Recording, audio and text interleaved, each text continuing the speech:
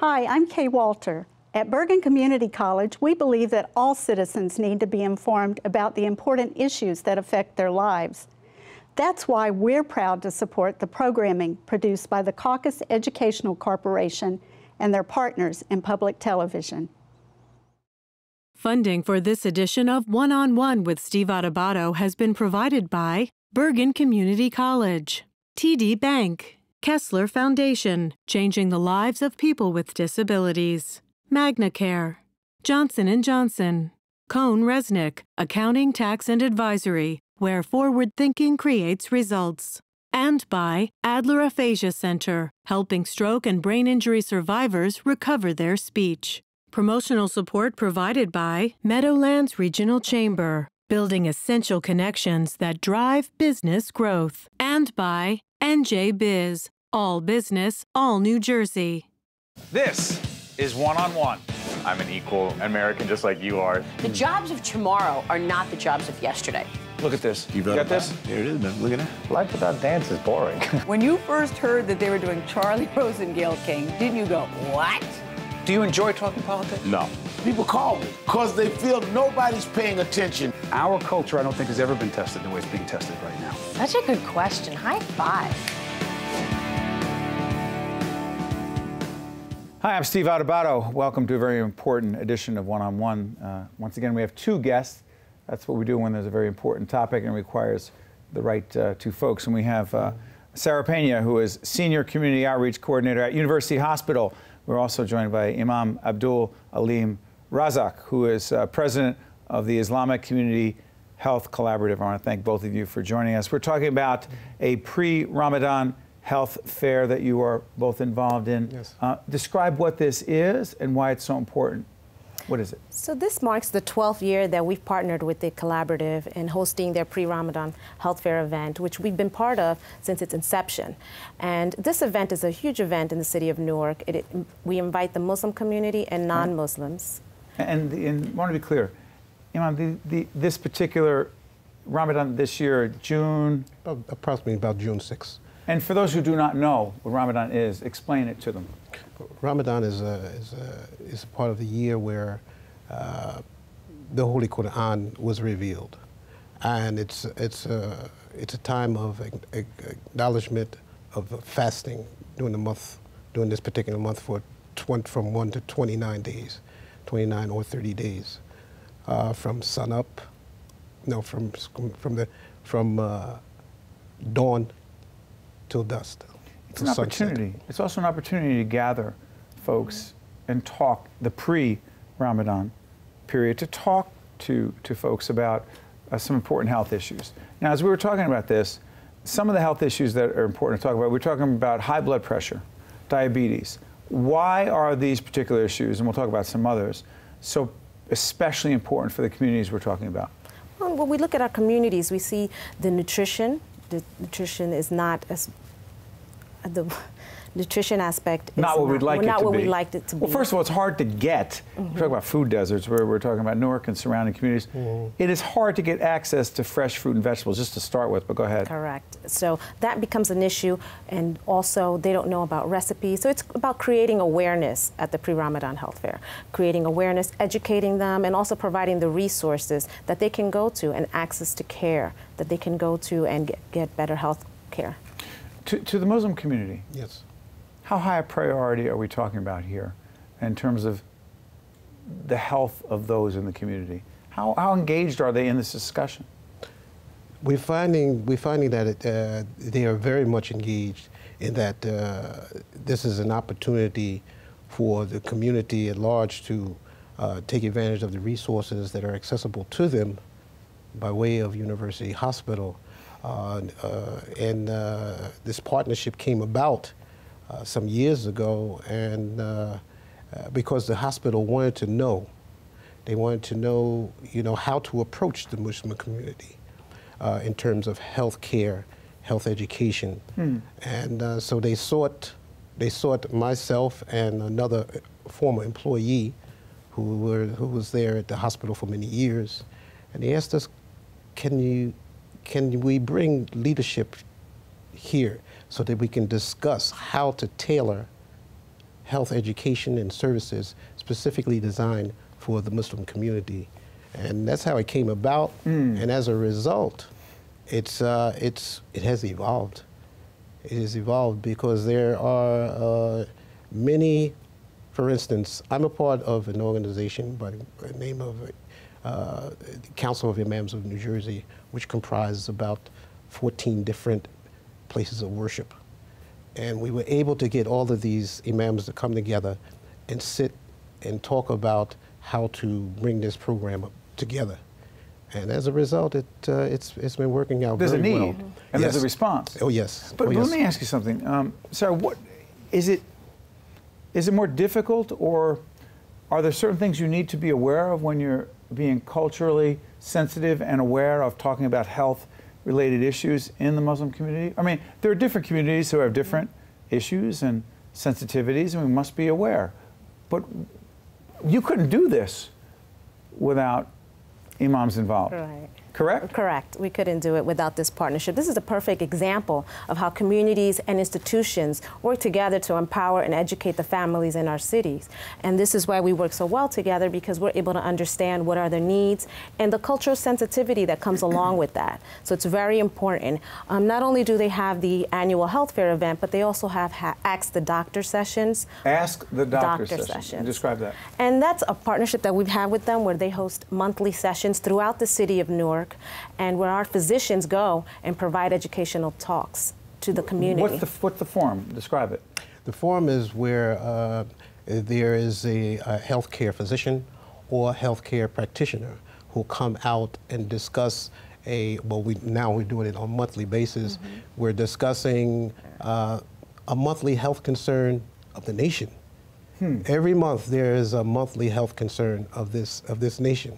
And what they do is we pick out a subject and we go and reach out for the physician of that particular health concern. Well, let me put an issue out there. The issue of violence. For instance. Yeah, let's talk about violence. To what degree is there a really honest discussion between university and your organization and the people you serve about violence as a health issue? As a matter of fact, that's this February 21st. There will be a Ask the Doctor session in Newark where we talk about violence as a public health issue. Where a health physician will come on out, we'll open up a discussion, broad, just generally open up the discussion. Is it an open discussion? Oh yes, it's an open discussion. People talk? Yes. Yes. Yes. And they share their stories that they've had in the community, their own experiences. But as a health issue? Not as a police? No, as a health issue. No.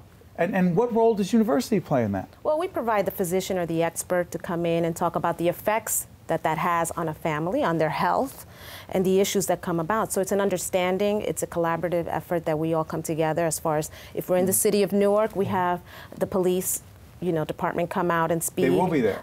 I think we have someone from the county, from the prosecutor's office, which will come out and discuss, the resources. So we're not only providing information, but the resources. The other thing is that beyond the Muslim community, in the Hispanic community, you're doing this as well. Talk about that real quick. In the Hispanic community, we've been able to build partnerships throughout the city with large organizations as well as grassroots and bring some of these issues and topics to them. And we're able to bring our physicians out as well as a wonderful team of volunteers that go out into the community and provide information as well. Let me ask you this, as a leader in the Muslim community. Do you get any resistance on the part of those who you're serving as a religious leader, as a spiritual leader, working with institutions in the community? Because there are some who believe that there's an insularity on the part of different religious groups. Not just the Muslim community. I've seen it all over the place. Or is there a sense, hey, listen, we're part of this community, so is university, and we need to come together? What do you sense? Do you have to sell it, is my question.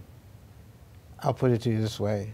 And using the partnership with University Hospital, the community at large, the Muslim community at large, specifically among the leaders, are finding this very unique in that there is a partnership relationship with a medical institution that does not exist in New Jersey.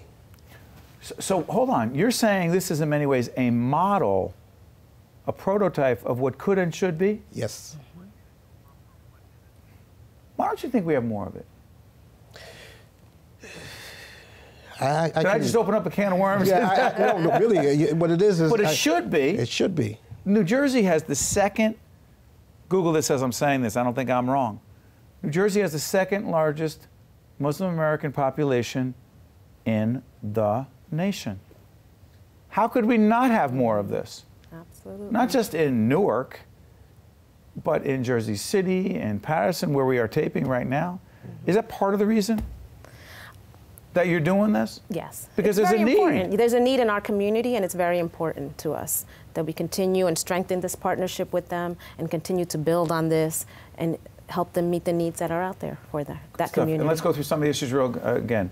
High blood pressure, diabetes, violence on the streets have to be dealt with. Any other issues? Addiction. Addiction. Drug and alcohol addiction. Well, the way we even, as a matter of fact, in April, we'll be doing addiction, Ask the Doctor, and it covers all addiction. All addiction. Wow, you're covering every base here. It covers all addiction. Well, listen, and it's presented for all addiction. Putting it all out there. And dare I ask, mental health as well? Well, you see, that's where it is, because the position that we'll be giving it is from the mental department. Clearly, you are having an honest, open, and a very important discussion, and thank you for doing this, and thank you so much for coming in. We appreciate it. Keep doing important work. Thank you. Stay with us. We'll be right back right after this. Visit us online at steveadubato.org. Email us at info@caucusnj.org. Find us on Facebook at facebook.com/SteveAdubato, and follow us on Twitter at Steve Adubato. We are pleased to be joined by Monty Franklin. He's a comedian, native of Australia, and he's part of a Rob Schneider Netflix hit called The Real Rob. What's that all about, by the way? Real Rob? Yeah. It's a look at Rob Schneider's life, an exaggerated look at his life and the stories and things that he does in his daily routine. It's obviously a comedy. Yes. If people don't know who he is. Rob Schneider is Deuce Bigalow. Yeah. Rob Schneider he's done 17 movies with Adam Sandler. If you don't know the name, you look at the face and you go, I know that guy. Of course you do. Is Rob Schneider's not copy? He's not copy. Yeah, the copy guy. Copy guy. Yeah. That's horrible that I think that.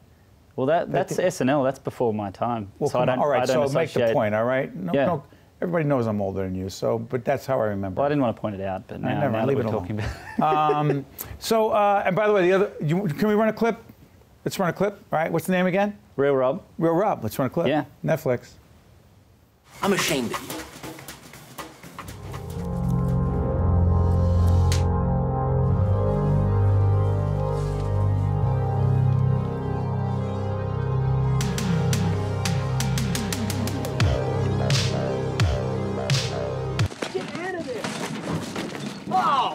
Oh, it's disgusting.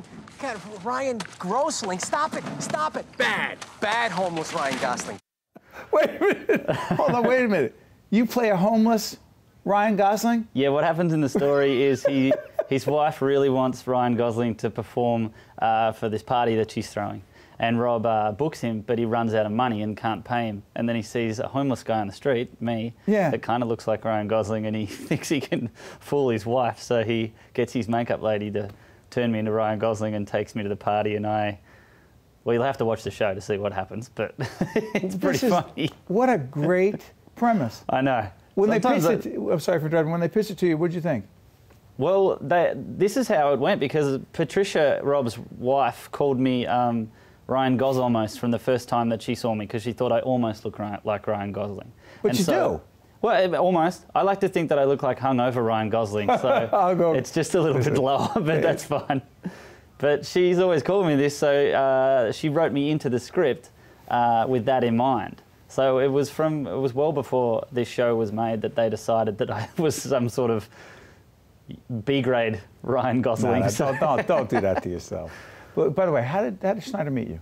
The Laugh Factory in Hollywood. I was performing there, and he was just about to go on tour in Australia, and he saw me and he liked my act and said, can I take you out for coffee and ask you some local references about Australia? I'm about to go there on tour. And I said, of course, you can take me out to coffee, you can wine and dine me, whatever you like. And then he took me to Ohio, Dayton, Ohio for the weekend, and I opened up for him doing stand-up. So how it works is I do like 20, 25 minutes and he does an hour. So that's the show that we do. And I've worked with him for 2 years doing that. Connected right away. Yeah, he liked me and we got along, and he took me on tour in Australia, and I got to perform at the Sydney Opera House, which for me, not bad. From Australia, that's huge. Yeah, you know, you've said some things that I need to pursue because it's what I do. Yeah. I'm a serious journalist, and you've said things that need to be understood. You've said that there is a significant difference between Australian audiences and American audiences when it comes to comedy. Of course. What exactly do you mean by that, sir? What I mean is American audiences are better than Australian audiences, for one. It wasn't bad. This is how I put it. This includes New Jersey? I just want to be clear. New Jersey is one of the best. I play out in West Nyack and I love it. First of all, West Nyack's not even in New Jersey. Well, what do I know? I don't know what's going on. New York, New Jersey, same thing to you? What? It's in New Jersey, isn't it? It is not. It's in New York, but go ahead. I think you'll find it's in New Jersey. By the way, we're seeing in both places. It doesn't make a difference. But no, do the American Australian thing. Seriously, do you think do we think you're funnier? Not necessarily. What you are is more respectful than Australian audiences. And I'm not knocking Australian audiences, but Australians have this mentality that if you're on stage, everyone in Australia is pretty funny and larrikin sort of guys. So if you're on stage trying to make jokes and stuff, they've got this attitude like, oh, you think you're funny, do you? And they're automatically on the back foot. Whereas Americans are like, oh, performance. I know what they're doing. I'm going to give them a go and see what they're about before I make a judgment on them. We're more open. Sorry for interrupting. Are we more open-minded? Yeah, but it's not as clean-cut as that. Australians are usually just drunk and rowdy and want to yell at you and go, you're not funny, like that. Before they even find out if you're funny. Of course, why not? Okay, so I'm curious about this. So in Australia, when you were dealing with that, what would you do? Would you take them on? Fight back. You take them on. It's the best schooling I could possibly have for stand-up. Now I come here, and if anyone yells anything out, are you kidding? I've done this for 12 years with rooms full of drunken Australians yelling at me. I know what to do. So it was just perfect. It was a good breeding ground. You have a new pilot? Yeah, I made my own TV pilot. Talk about it. Or is that bad luck? I don't want to screw you up. Is that bad luck? No. It's I'll tell you what stage it's at right now. I've been working on this for 2 years. Started writing it with a writer friend of mine, and spoke a lot with Rob Schneider about this. He's obviously very knowledgeable and has helped me a lot along the way. And then I did a Kickstarter campaign, which is crowdfunding. Yeah. I had 344 backers. I raised $40,000, and I made this whole production myself. And it cost more than that, but it wasn't a lot more. And I budgeted well and figured it out. And yeah, what we've got now is a half-hour pilot and a 2.5-minute teaser that we shop around and sell, and someone picks it up. There's so many.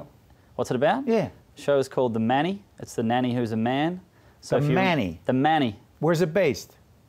LA. LA. Go ahead. Keep talking. So if you remember the 90s sitcom The Nanny. Of course I do. It's the easiest way to put it. It's just like that, but it's with an Australian coming into a rich Malibu household. Are you the Manny? I am the Manny. Comedy Cures. Yes. Talk about that, and talk about our mutual friend. Our mutual friend, Saran.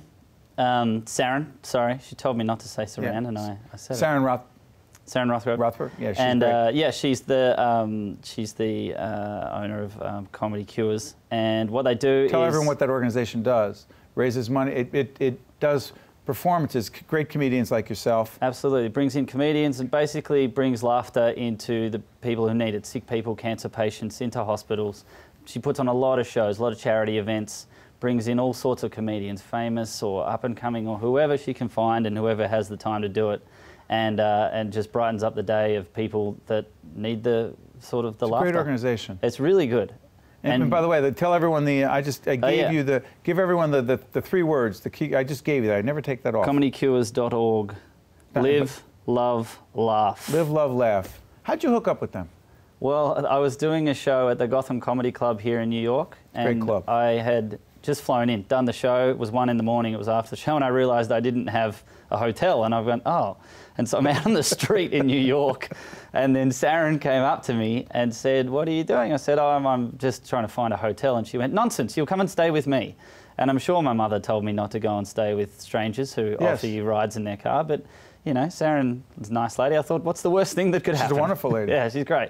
So she took me to her house, which is here in New Jersey, I believe. Yes, I get confused sometimes. Yes, in Bergen County. Keep talking. And I stayed the night, and she put me up. She fed me, and we talked, and she told me all about her charity and what she does. And I, you know, I loved everything she talked about, and how that she had cancer in 1999, and she's now in, you know, fully in remission. She's fine. She's helping other people. Helping other people because of the experience she went through. Comedy cures. Yeah. It's good stuff. And it's fantastic. I ended up staying with her for 3 nights. I was only meant to stay for 1. She's a wonderful person. Leave it alone. Are we showing a clip? What are we showing a clip from? The Manny. Oh, okay. This is the pilot that we hope hits really big. And by the way, the Netflix thing again? What, Real Rob? Yeah, I'm asking you to plug it again. Tell everyone again. What's it called? Oh, Real Rob on Netflix. It's streaming right now. Check it out. I'm in the 8th episode. Okay, and so, Georgette, we're showing the clip from The Manny. You are the Manny? This is my pilot that I made. You are not a B-grade Ryan Gosling. You are not. Thank you. I appreciate it. Okay, thank you. We appreciate it. No worries. Let's take a look at it. It's good stuff.